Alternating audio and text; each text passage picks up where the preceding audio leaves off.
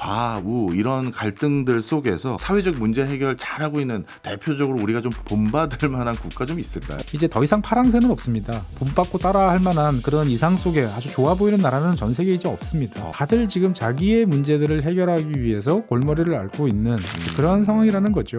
오늘의 플러스 우경화되는 유럽에 대해서 알아보겠습니다. 최준영 법률법인 율촌 전문위원 나왔습니다. 어서 오세요. 네, 안녕하세요. 아유, 박사님 반갑습니다. 네.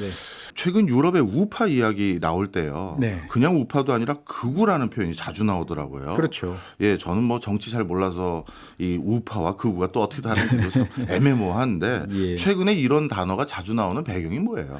그러니까 뭐 쉽게 말씀드리면 이제 그 보통 우리가 정치를 좌파, 우파 이렇게 나누죠. 네. 그리고 이제 그 너머에 있는 파 쪽으로 있는 쪽은 왼쪽에 있으면 이제 극좌라고 이야기하고 더 오른쪽에 있으면 극우라고 이야기하죠. 네. 그러면 이제 아무래도 이제 우리가 정규 분포를 그려보면 양쪽에 극단에 있는 세력들은 원래 적어야 돼요. 그렇죠. 숫자가 적은 게 원칙이에요. 예. 그런데 이제 최근 들어서 이쪽 세력들이 이제 봄짐을 불리고 어떤 가시적인 정치 세력화되고 실제로 이제 집권 근처에 이제 가 있는 경우도 많아지고 그러다 보니까 여기저기서 이제 그런 표현들이 이제 많이 나오는 거죠. 사실 뭐 저는 뭐 그런 지적을 많이 받습니다. 그러니까 유럽에서의 말하는 극우라는 어떤 그런 것들이 과연 문제적인 집단인가 라는 거에 대해서 사실 어떻게 보면은 우리가 생각했을 때 합리적인 기준이 지금 마련되어 있지 않은 상태에서 예. 극우라는 표현을 사실은 뭐 우리가 외신이나 이런 거 봤을 때 보면은 far right라고 돼 있으니까 예. 번역을 하면 극우라고밖에 번역을 할 수가 없어요. 그런데 이제 유럽에서 느끼는 극우의 어떤 느낌하고 그 사람들이 주장하는 거를 이제 대한민국 분들이 예. 느끼는 거하고는 상당히 다를 수가 있어요. 그러니까 이제 이를테면 유럽 사회는 우리나라 기준으로 봤을 때 보면 우리가 생각했을 때 상당히 왼쪽으로 많이 가 있죠. 예. 그러니까 유럽에서는 중도 우파라고 하는 정당의 정책들을 쭉 들어봐도 우리 입장에서 봤을 때는 상당히 왼쪽에 가 있는데 라는 느낌이 많이 드는 거죠. 예. 그러니까 우리 어떻게 보면 우리 기준에 봤을 때는 유럽이 왼쪽으로 많이 가 있고 유럽 기준으로 보면은 우리가 상당히 대한민국 사회는 많이 오른쪽으로 와 있어요. 그러다 보니까 흔히 말하는 유럽의 이런 극우라고 부르는 요 정치 세력들이 이야기하는 주장들 상당수에 대해서 대한민국 청취자 많은 분들께서는 나쁘지 않은데 나는 괜찮은 것 같아. 왜 그걸 극우라고 불러야 돼? 라고 말씀하시는 분들이 의외로 많습니다. 그러니까 어떻게 보면 이건 절대적인 기준이 있다기보다는 예. 각 사회에서 봤을 때 이 처해 있는 상대적인 위치 네. 이렇게 이제 보시면 되겠고요. 자, 그건 제일 자주 등장하는 이유는 이쪽 세력이 과거에 비해서 많이 커졌기 때문에 네. 많이 눈에 띄고 네. 그다음에 특히 올해는 선거가 많은 해기 때문에 여기와 관련되어 있는 여러 가지 논란이 많아서 더 눈에 잘 띌 수밖에 없다라고 말씀드리겠습니다. 그렇군요. 그렇다면 극우가 주장하는 뭐랄까요? 대표적인 내용들, 공약들은 뭐가 있나요? 일단 우파라고 그러면 여러 가지가 있죠. 예. 일단은 이제 재산권이 있고요. 예. 그다음에 이제 국가, 그다음 민족 뭐 이런 것들을 좀 강조하는 이제 이러한 성향들이 이제 있습니다. 예. 그래서 어떻게 보면은 이제 질서를 또 중시를 이제 하고요. 그래서 가만히 놓고 생각을 해보면은 그래 국가가 중요하지, 국가와 민족이 중요해. 그다음에 질서를 통해 가지고 국가가 뭔가 어떨 때 필요할 경우에는 어느 정도의 권위적인 성격을 가지고 질서를 잘 유지하고 그다음에 전체적인 사회를 조화롭게 잘 만들어 가야 돼. 그리고 개인의 재산권에 대해서는 이건 상당히 소중한 거니까 함부로 건드리면 안 돼. 네. 이게 이제 보통 오른쪽에 이제 있는 우파 쪽에 있는 사람들의 생각이다라고 이제 보시면 되겠습니다. 네. 예. 그런데 이게 뭐가 문제냐라고 하면 유럽 같은 경우는 이제 과거에 특히 2차 세계대전을 거치면서 누군가를 우리와 다르다라고 표현하는 거에 대해서 상당히 이러면 안 되겠구나라고 생각을 합니다. 예. 그러니까 우리는 민족주의 그러면은 되게 좋은 거, 긍정적인 어떤 예. 이미지가 되게 강하지만 사실 민족이라는 것들을 구체화하려고 그러면 너와 내가 달라. 저 사람이 나와 다르다라는 걸 먼저 설정을 해놔야 그 다음에 우리끼리라는 게 또 만들어지거든요. 그렇겠죠. 그러다 보니까 상대를 자꾸 이제 배제하는 쪽으로 가는 거예요. 예. 그 인종이라든지 뭐 민족이라든지 어떤 특정한 분류에 있는 사람들을 이제 인종 청소라든지 대학살이라든지 했던 이제 이런 것들이 이제 2차 세계대전 그 시기에 이제 아픈 역사였지 않습니까? 예. 그러다 보니까 그런 이야기를 꺼내는 것 자체에 대해서 상당히 이제 부담스러워 이제 했던 거죠. 그러니까 어떻게 보면은 전 사회적으로 봤을 때 사회 기준 유럽 기준으로 봤을 때 보편적인 가치라든지 전통적인 이런 것들은 어느 정도 유지되지만 민족이라든지 뭐 질서라든지 이런 거를 강조하는 거에 대해서는 상당히 좀 거부감이 이제 유럽 사회가 꽤 오랫동안 강했다라고 예. 이제 볼 수가 있겠고요. 그런데 이제 그것들이 시간이 이제 지나면서 사람들의 생각이 이제 바뀌게 되는 거죠. 그러면서 과거에는 그런 생각은 상당히 위험해. 아니면 뭐 이렇게 대놓고 입으로 꺼내놓고 말하기가 좀 껄끄러워라고 했던 것들이 이제는 많은 사람들 사이에서 당연하게 이야기할 수 있는 이제 그러한 상황으로 바뀌었다라고 이제 볼 수가 있고요. 예. 사실 그런 바뀐 여러 가지 요인들 중에는 두 가지가 이제 가장 큰 요인이죠. 첫 예. 번째는 일단은 많은 이민자의 유입이 제일 큽니다. 그러니까 일단은 누군가 밖에서 이제 우리가 생각했던 우리가 감내할 수 있는 것보다 더 많은 사람들이 한꺼번에 들어와서 뭔가 사회를 혼란스럽게 만드는 거에 대한 거부감은 사실 되게 본능적인 거거든요. 그리고 이제 그러한 그 거부감이 이제 시간이 지날수록 지속이 되고 증폭이 되고 그다음에 여러 가지 사회 문제가 이제 노출이 되면 여기에 대해서 이제 거부감, 적대감 이런 쪽들이 이제 힘을 얻을 수밖에 없는 거죠. 보면. 예. 그러니까 유럽이 지난 2010년 이후에 이제 난민 사태라든지 이런 거를 겪으면서 대규모 외부에서 유입되는 이민의 물결들이 되게 컸잖아요. 예. 거기에 따른 이제 반작용으로서 이제 어떻게 보면은 과거처럼 포용적인 그러한 자세가 아니고 배격하고 배척하고 뭔가 좀 줄이자라고 이야기하는 그런 흐름들이 이제 강해지는 것들은 분명히 하나 있고요. 예. 다른 한면으로는 아마 뒤에서 다시 말씀 아마 하시겠습니다만 이제 경제적으로 네. 많이 어려워진 것도 있죠. 그러니까 어떻게 보면은 이제 과거에 주머니 사정이 좀 넉넉할 때는 인류의 미래도 걱정하고 우리의 기후 관련한 사항들도 걱정하고 환경과 관련한 사항도 걱정하면서 서로 좀 부담을 나눠줘서 좀 좋은 쪽으로 사회를 만들자라고 네. 하는 이야기가 먹혀들었는데 이제 당장 내 주머니가 달랑달랑하고 먹고 살기가 어려워지면 사람들은 이제 보수적으로 이제 바뀌게 되는 이제 그런 성향인데 지금 두 가지 이제 패턴이 다 같이 함께 나타나고 있어요. 그렇군요. 예, 그러다 보니까 실제로 이제 유럽의 우경화가 과거에 비해서 더 심한 수준이냐라고 하면 많이 심해졌다라고 이제 볼 수가 있고요.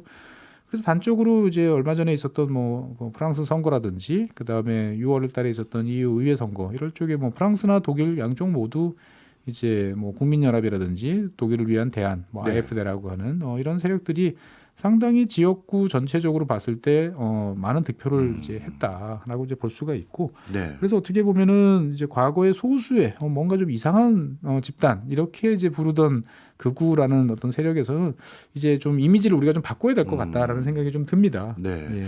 우리가 생각하고 있는 구구의 이미지와 유럽에서는 좀 많이 다른 면이 있는 그런 단어였군요. 그것도 오늘 하나 확실히 배웠고요. 말씀 쭉 듣고 보니까요. 이런 의구심도 드는데요.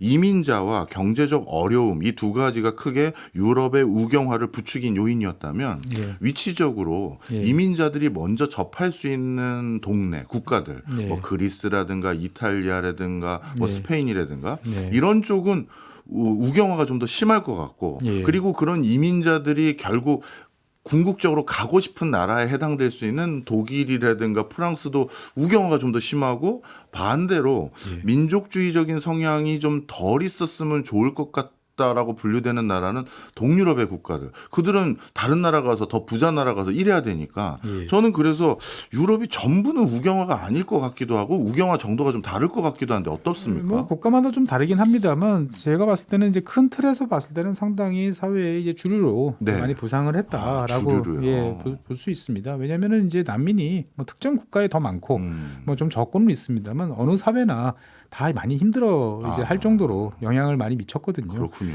그러다 보니까 거기에 따라서 이제 반발 작용들이 되게 많았고 그래서 실제로 근데 이제 이 이민과 관련돼서 이제 극우 세력들이 이제 등장을 하는 거는 네. 사실 이민과 관련되는 문제를 어느 정도 해결을 하면 또 자연스럽게 그 관련돼 있는 세력은 또 소멸을 하는 또 이런 경향도 있어요.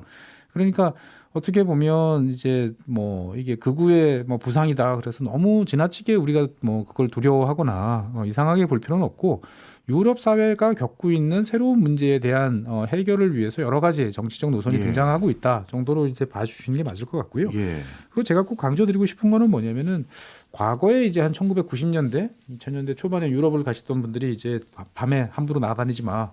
머리 빡빡 깎은 친구들이 예, 잘못하면 예. 아시아인들 잡아가지고 막 몽둥이로 후드로 패 뭐 하던 이제 이런 세력들이 있습니다. 네. 지금도 그런 세력들이 있어요. 음. 예. 그러니까 어떻게 보면 과거에 이제 보통 우리가 전통적으로 극우라고 하면 방금 말씀드렸던 뭐 인종적, 문화적 다양성을 거부를 하고 폭력을 동원하는 거에 대해서 뭐 거리낌 없고 사실 이런 세력들 같은 경우도 이제 여전히 존재를 이제 합니다. 그런데 이제 최근에 이제 정당에서 등장하는 여러 가지 이제 우파들 같은 경우는 기본적으로 그래도 의회 민주주의, 네. 그다음에 다수결, 뭐 그다음에 국민 주권 이런 거에 대해서는 이제 존중을 이제 하고 있고 그다음에 이제 다원주의라든지 뭐 이런 것들에 대해서 일단 기본적으로 인정을 하는데 예. 그것이 이제 많이 나갔다. 라고 이제 비판을 하는 거죠. 그래서 사실 저는 저 개인적으로는 이걸 극우라고 다 말하면 이 두 세력이 구별이 잘 안 되는 예. 좀 그런 면이 있어요. 그러다 보니까 저는 차라리 최근에 이제 정당에서 득표를 많이 하고 있는 이러한 예. 정당들 같은 경우는 그냥 급진 우파라고 부르는 게 차라리 낫지 않을까? 라는 정도. 그래야 이제 정말 전통적인 의미의 폭력 지향적인 극우. 그런 네. 극우 세력하고 좀 구별을 해서 우리가 좀 바라볼 수 있지 않을까라는 생각도 좀 듭니다. 그렇긴 하겠네요. 네. 저희는 다 구구라고 해서 예전에 진짜 스킨헤드족이라고 예, 하잖아요. 스킨헤드족, 뭐 KKK, 뭐 이제 이런 친구들인데 그런 건 줄 알았더니 그런 건 아니었군요. 뭐 그렇다고 해서 이 두 개를 뭐 급진 우파랑 그다음에 이제 극우를 또 칼로 두부 자르듯이 딱 그렇긴 나눌 수 있느냐? 하겠죠. 그렇지는 네. 또 못해요. 네. 그리고 또 방금 말씀 주셨던 것 중에 하나가 경제적으로 어려워진 것도 우경화의 원인 중에 하나라고 말씀 주셨는데 네. 유럽이 진짜 그렇게 어려운가요? 그러니까 뭐 여러 가지로 많이 어렵죠. 실제로 이제 영국 같은 경우가 대표적인데 영국 같은 경우는 이제 생활비 위기라고 그러죠. 생활비요? 예, 생활비. 예. 예, 리빙 코스트가 너무 많이 뛰어서 예. 그동안 이제 한 3년 넘게 이제 고생들을 많이 해왔죠. 그러니까 유럽 전체적으로 봤을 때 보면 경기가 그동안 많이 안 좋았던 건 예. 사실이고 그 와중에 또 인플레이션은 있었고 그러니까 그 중에서도 우리나라보다 뭐가 다르냐? 에너지 가격이 엄청나게 뛰었잖아요. 그러다 보니까 이제 실제로 이 에너지 가격이 왜 뛰고 왜 이런 인플레이션이 왔고라는 거에 대해서 국민들이 불만을 이제 훨씬 더 강하게 표현할 수밖에 없고 그런 이제 원인을 찾다 보니까 이제 뭐 일각에서는 이제 뭐 탈탄소, 넷제로 이런 정책들에 대한 이제 불만이 이제 표현될 수밖에 없는 거죠. 네. 사실 이제 유럽 지역 같은 경우는 우리가 뭐 기후 변화, 환경 뭐 이런 거 잘 하고 있다라고 예. 이야기를 하는데 지난 20년 동안에 잘 해왔죠. 잘 해오다 보니까 이제 뭐 공공 부문이라든지 대기업이 해야 될 일들은 상당 부분 많이 했어요. 그냥 그거는 이제 굴러가면 돼요. 예. 그러면 이제 다음 과제가 뭐냐면 이제 국민들의 일상생활을 변화시키고 국민들의 호주머니를 털어서 뭔가를 하도록 하는 일들을 예. 만들어야 돼요. 그러니까 대표적인 게 이제 신규 가스보일러 설치 금지. 음. 가스보일러를 떼면 연탄 보일러보다는 당연히 온실가스가 덜 나오지만 이것도 온실가스 나온단 말이죠. 그렇죠. 그러니까 이거를 전기를 쓰는 히트펌프로 바꿔야 돼. 그래서 많은 국가들이 신규 가스보일러 설치를 금지하고 히트펌프로 이제 의무화를 합니다. 근데 이제 문제는 히트펌프는 가격이 비싸요. 예. 근데 이거는 이제 국가가 뭐 한 절반 정도 보조를 해주면 뭐 얼추 그래도 감당할 수 있다라고 하는데 문제는 히트펌프 혼자로서는 역할을 또 못하는 경우가 많습니다. 단열을 해야 돼요. 예. 근데 단열을 하려고 그러면 집 전체를 단열을 해야 되기 때문에 또 돈이 또 뭐 억 단위가 우리 예. 돈으로 하면 넘는 돈이 드는데 이거는 자부담이에요.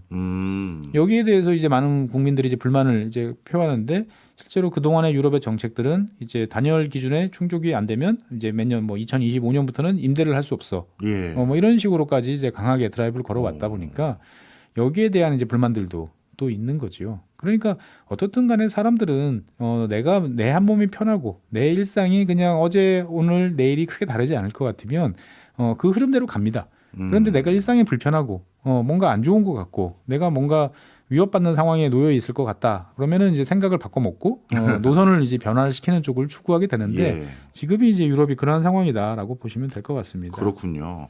그리고 우리가 정치적 성향을 분석할 때 요즘은 각 나라별로 세대별로 정치적 성향이 달라지는 듯한 모습들이 많이 확인이 되는데요.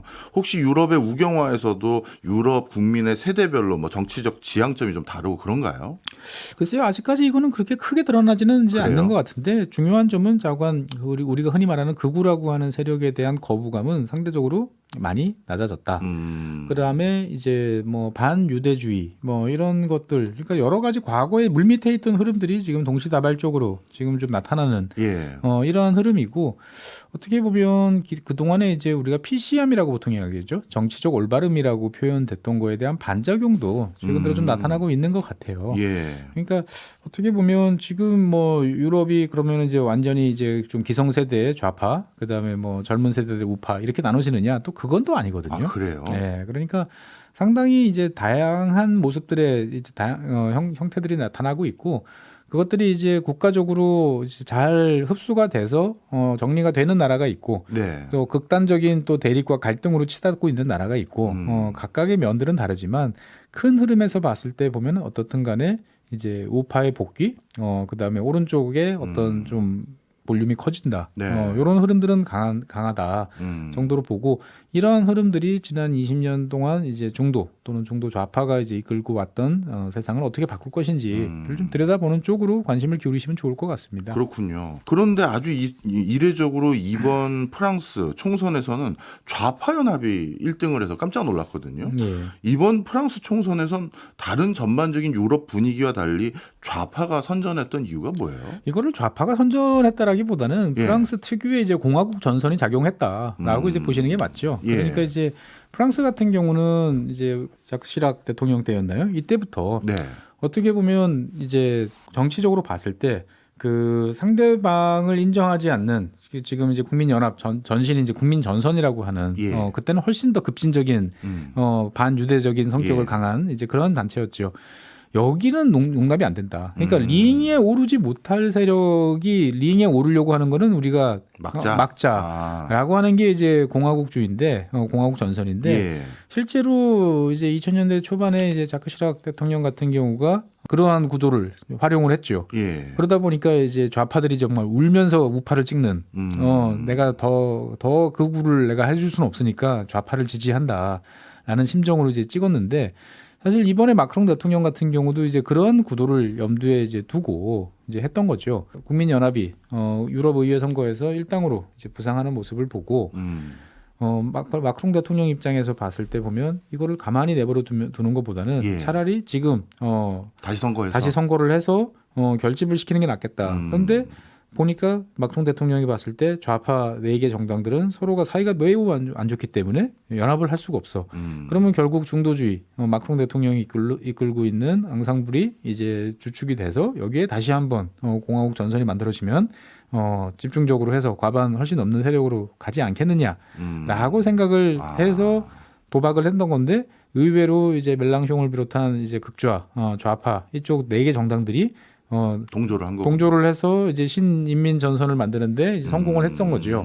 그러면서 이제 좌파가 어떻게 보면은 어떻든 하나의 세력으로서 나오니까 예. 사람들이 기존에 막성 대통령이 있던 중도파에 대해서는 이미 실망을 한 상태다 보니까 그구는 싫고 그래서 이제 좌파 쪽으로 이제 몰아가게 됐고 실제로 이제 프랑스 같은 경우는 결선 투표가 있기 때문에 결선 투표 과정에서 이제 극좌나 그 다음에 중도파가 서로가 이제 사퇴를 하면서 상대방을 밀어줬죠. 그러니까 되게 특별한 상황이다라고 이제 보시면 이제 맞을 것 같고요. 네. 예. 유럽 전반적인 우경화 속에서 프랑스는 그런 독특한 사유들이 있었고 정치적 선택들이 있었군요. 네네. 그리고 이런 우경화 과정에서 혹시나 우크라이나 전쟁, 다른 나라 전쟁에 왜 이렇게 돈 많이 지원하냐 네. 이런 것도 우리 경제적으로 어려운 거 아니냐 네. 이런 요인들은 없었나요? 그 뭐 여러 가지 요인들이 있습니다. 그러니까 우파가 이제 하나로 볼 수는 없어요. 예. 그러니까 이제 어느 지역에서 우파는 이제 우크라이나 전쟁 지원 당장 중단하고 예. 러시아와의 관계 복원 이런 걸 외치는 쪽이 있는가 하면 다른 쪽은 철두철미하게 또 나토와의 또 한몸 그러면서 이제 우크라이나 전쟁에 대한 이제 변함없는 지지 이걸 또 이제 호소하는 경우들도 있어요. 그러니까 우리가 이제 좌다 우다 이렇게 말로 표현하면 되게 쉽습니다. 예. 그다음에 딱지 붙이기도 되게 쉬워요. 그런데 하지만 세상이 그렇게 이제 단순하진 않거든요. 그렇죠. 예, 여러분들께서도 이제 다 마음속에 스펙트럼을 놓으면 되게 다양하게 이제 있는 것처럼 유럽의 여러 정치 세력들도 상당히 다양한 이제 그런 흐름이고 그런데 이제 평소에 봤을 때는 별로 눈에 잘 띄지 않던 오른쪽에 있던 세력들이 많아지고 있고 그러한 세력들이 이제 현실 정치화되고 있고 그래서 아마 이 친구들이 이제 진짜로 집권을 하든지 아니면 연정에 참여하는 일이 이제 점점 많아지게 되면 결과적으로 보면 이제 이 친구들을 굳이 극이라고 부를 필요는 없을 그럴 이제 단계가 올 수도 있죠 보면. 네. 예. 알겠습니다. 우리가 극우라고 부르는 유럽의 세력들은 우리가 생각한 것보다 굉장히 다양성도 많고 그리고 어떤 맥락에서 대두됐는지 확실히 이제 이해하게 됐는데요. 이번엔 앞으로 세계가 어떻게 움직일지를 함께 말씀 나눠보려고 하는데요. 박사님, 이렇게 전반적으로 자국 우선주의가 강해지다 보면 유럽 연합이라는 하나의 결속체도 약해질 거 아닌가요? 뭐 그렇게들 이제 많이 우려를 하시는데 예. 뭐 저는 또 생각이 좀 다릅니다. 오. 그러니까 어떻든 이제 유럽 연합이 끌고 가는 방향에 대해서는 이제 마음에 들지 않나 예. 이런 그 이제 국가들도 많고 정치 세력들도 많아지고 있는데 문제는 그렇다고 해서 유럽 연합에 참여를 함으로써 얻는 이득이 크다는 것도 다들 잘 알거든요. 그러니까 이제 물론 이제 뭐 프랑스라든지 뭐 이런 독일이라든지 이런 나라들은 내가 유럽 연합에 내는 것보다 받는 게 적을 수밖에 없죠. 네. 그런데 하지만 많은 국가들은 유럽 연합 덕택에 내가 어떻든 간에 혜택을 받고 여러 가지 장점이 있다는 것들을 다들 알아요. 그렇기 때문에 유럽 연합의 어떤 방향을 바꾸려고 하는 시도들은 이제 계속 있을 것 같아요. 네. 그러니까 뭐 당장 이제 2030년 또는 뭐 2035년까지 뭐 내연기관차 판매를 금지하겠다라고 하다가 지난 6월달에 이제 선거가 끝나고 난 다음에 예. 당장 이제 그거 이제 없애야겠다라고 하는 이야기 아직 결정은 안 됐습니다만 예. 어떻든 간에 그러니까 이제 내연기관 차도 뭐 꽤 오랜 기간 동안 뭐 놔둘 수 있도록 가겠다. 그다음에 이제 뭐 아까 지난 시간에 말씀드렸던 대로 가스 보일러 금지 뭐 이런 거 같은 경우도 이제 금지까지는 아니고 뭔가 이제 히트펌프에 대한 더 어드밴티지를 많이 준다든지 아니면 그 적용 기간을 늘려준다든지 하는 쪽으로 이제 국민들의 불만을 이제 다독여서 EU의 정책을 이제 내 마음에 들도록 바꾸는 쪽으로 이제 가는 쪽으로 많이 가려고 하는 거지. 유럽 연합 자체를 뭐 붕괴를 시켜가지고 얻을 수 있는 이득이 과연 무엇이냐라고 봤을 때 보면 그걸 통해서 얻을 수 있다라고 생각하는 사람들은 생각보다는 많지 않다. 그다음에 이제 뭐 흔히 말해서 목소리를 높이는 극우가 많다라고 하는 동유럽 지역 같은 경우는 사실은 EU 연합, 그러니까 유럽 연합, EU로 인한 이제 가장 큰 수혜자 집단들이거든요. 예. 그러니까 그거는 당연히 이제 자기들로서는 유지를 해야 되는 거죠. 네. 단지 자기들의 어떤 그 추구하는 정책이라든지 이념이라든지 이런 거에 대해서 이제 이것들을 지적당하고 그 다음에 이제 옳지 않다라고 비판당하고 이런 것들이 이제 못마땅하고 싫은 것뿐이지. 일단은 뭐 유럽 연합 자체를 뭐 어떻게 해가지고 얻을 수 있는 이득이 뭐냐, 라고 했을 때 보면은 그거를 감히 이야기를 할 수는 없으니까. 이건 제 생각하고 좀 달랐네요. 왜냐하면 가끔 유럽 외신들 보면요.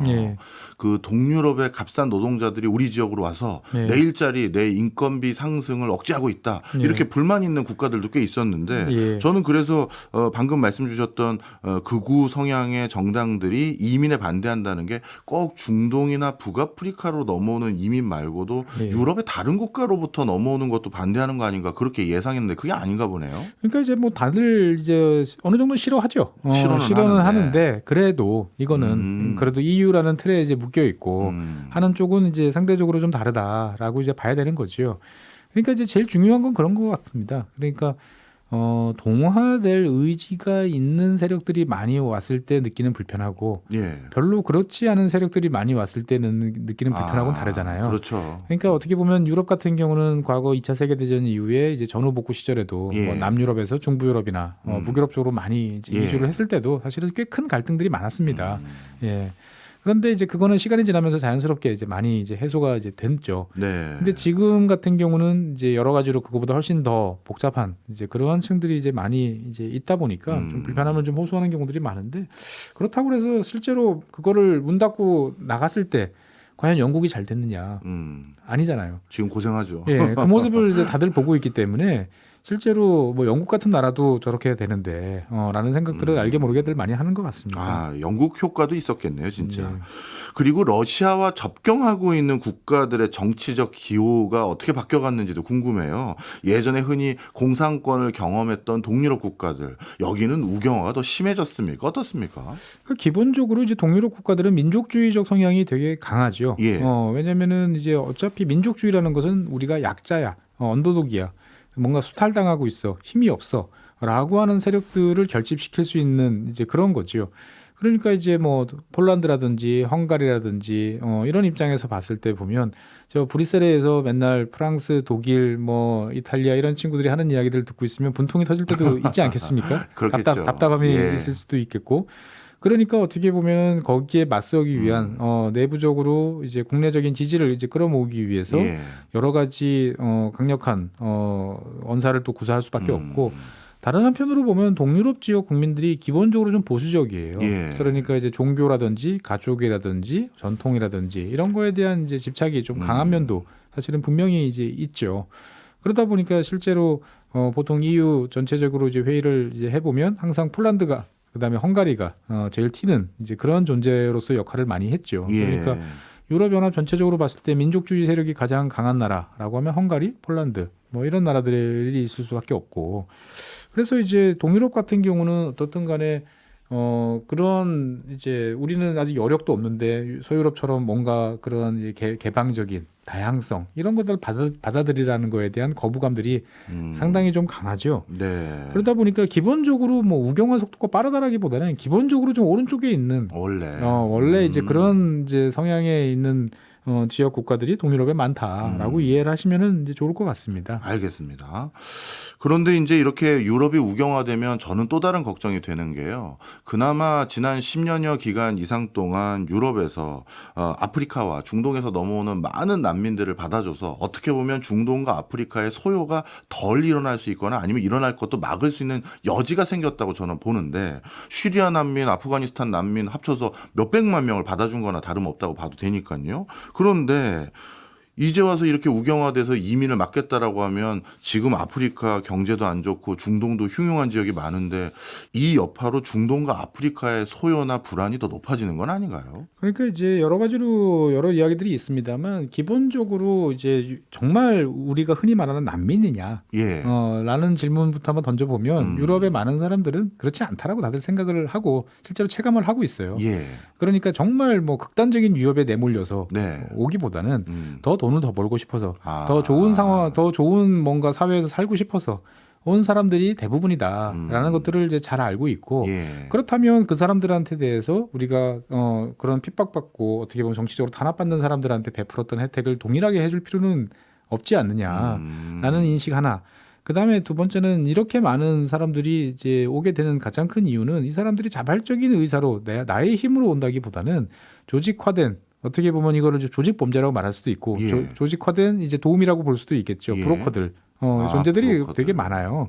그러다 보니까 이제 어떻게 보면 하나의 산업이 된 이제 그런 산업이 있죠. 인력 송출 산업이죠 보면. 예. 그러니까 여기에 대해서 뭔가 끊고 가야 된다라는 거에 대해서는 유럽 많은 국가들이 상당 부분 동의를 한다라고 저는 생각이 되어져요. 그러다 보니까 실제로 뭐 EU는 아니지만 유럽 같은 이번에 선거에서 승리한 이제 노동당 같은 경우도 지금 이제 막 밀려 있어서 지금 몇 년씩 호텔에 있으면서 호텔방에서 그냥 머물고 있는 이 사람들을 최대한 빨리 심사를 해서 돌려보낼 사람들은 빨리빨리 돌려보내겠다. 어디로에 대해서는 말은 안 합니다만 어떻게든 빨리 돌려보내겠다. 모든 국가들이 다 비슷한 상황이에요. 그러니까 심사를 강화하고 그 다음에 넘어오지 못하도록 아프리카나 중동 지역에 대한 지원을 강화를 해서 그 지역에서 어떻게든 해결할 수 있도록 하겠다라는 쪽으로 이제 이야기를 하는 거는 이제 유럽이 이제 지난 한 10년 동안 해봤는데 더 이상은 못하겠어라고 이제 생각을 했던 거고 결국 이제 그런 상황에서 자연스럽게 이제 극우라고 하는 정치 세력들이 등장을 하면서 그러한 목소리가 힘을 얻게 됐고 결국 유럽이 이제 노선을 일부 수정하는 이제 그런 방향으로 가지 않겠는가라고 저는 생각을 합니다. 네. 우리나라도 사실 정치권에서 계속 싸우잖아요. 네. 근데 유럽도 뭔가 좌우 이런 갈등들 속에서 이걸 잘 극복하고 뭔가 사회적 문제 해결 잘하고 있는 대표적으로 우리가 좀 본받을 만한 국가 좀 있을까요? 없습니다. 예, 이렇게 단호하게 얘기하세요. 그러니까 우리가 이제 어떻게 보면 대한민국이 이제 선진국이라는 사실을 이 청취자 여러분들께서도 다들 인정을 하셔야 돼요. 그러니까 이제 더 이상 파랑새는 없습니다. 그러니까 우리가 뭐 본받고 따라할 만한 그런 이상 속에 아주 좋아 보이는 나라는 전 세계에 이제 없습니다.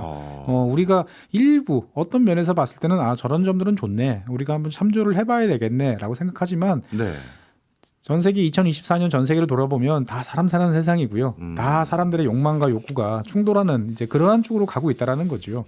그러니까 과거에는 분명히 좋아 보였을 수도 있습니다만 좋았던 만큼 그 국가들도 지금 여러 가지로 혼란과 어려움을 많이 겪고 있죠. 당장 뭐 스웨덴 같은 경우도 유럽에서 총기 사고가 가장 많이 나는 나라로 지금 바뀌었잖아요. 불과 몇 년 사이예요. 예. 그러니까 어떻게 보면 다들 지금 자기의 문제들을 해결하기 위해서 골머리를 앓고 있는 그러한 상황이라는 거죠. 세상이 급변하고 있는데 과거와 같이 평화롭고 안정적인 상황을 유지할 수 있다라고 생각하는 것 자체도 이제 무리고 그러한 것을 추구하는 것 자체도 이제 무리인 거죠. 지금은 이제 발밑이 이제 삐걱거리고 뭔가 바뀌고 흐름이 바뀌고 있기 때문에 여기에 적응하기 위해서 이제 전 세계 그리고 많은 국가들이 이제 바쁘게 움직이는 이제 그런 상황인 거죠. 네. 그 방향이 오른쪽일지 가운데일지 왼쪽일지는 알 수 없어요. 근데 결과적으로 시간이 지나 보면 이제 판명이 날 것 같고 현 시점에서 봤을 때는 과거에 꺼내지 않았던 오른쪽에 있는 사람들의 목소리, 정책 수단 이런 것들이 이제 등장을 하면서 어떻게 보면은 문제 해결을 위해서 노력을 하고 있다 정도로 이해를 하시는 게 제일 좋지 않을까 생각이 됩니다. 네. 이번에는 이제 유럽의 우경화에 대해서 여타 유럽 밖에 있는 국가들이 어떻게 받아들이고 있는지를 좀 여쭤보려고 하는데요. 네. 유럽의 우경화되는 것에 대해서 이해득실에 대해서 고민들 다 할 것 같습니다. 네. 먼저 미국이나 중국은 이 현상을 어떻게 받아들이고 있나요? 글쎄요, 뭐 일단 트럼프 같은 경우는 뭐 이런 보통 유럽의 우파들이 많이 좋아하는 사람이 이제 트럼프죠 보면은. 네. 예, 그러니까 제가 봤을 때는 트럼프와 이런 유럽의 우경화는 상당히 이제 궤를 같이 한다. 예. 그런 트렌드를 이제 같이 한다라고 이제 볼 수가 이제 있는 거죠 보면은. 그러니까 우경화된 유럽과 트럼프의 조합은 의외로 뭐 성상이 잘 맞을 수도 이제 있다라고 이제 보여지는데 하지만 이제 사실 트럼프나 뭐 지금 유럽의 우파나 다 고민하는 게 이제 이민이잖아요. 예. 예. 그러니까요. 트럼프 같은 경우도 자기가 대통령이 되면 첫 번째로 서명할 게 불법 체류자 강제 추방에 서명하겠다. 네. 강력하게 국경을 막겠다. 네. 라는 거잖아요. 그러니까 양쪽에 어떻게 보면은 이해관계는 비슷하네요. 비슷하다라고 이제 볼 수가 이제 있는 거죠. 보면. 그런 차원에서 어떻게 보면 유럽의 우경화는 트럼프와는 결이 맞은 부분도 많이 있을 것 같긴 한데. 전 시대 세계의 흐름이 지난 2000년대부터 한 세계화 시대를 거치면서 우리가 이제 인권, 무슨 평화, 반부패, 네.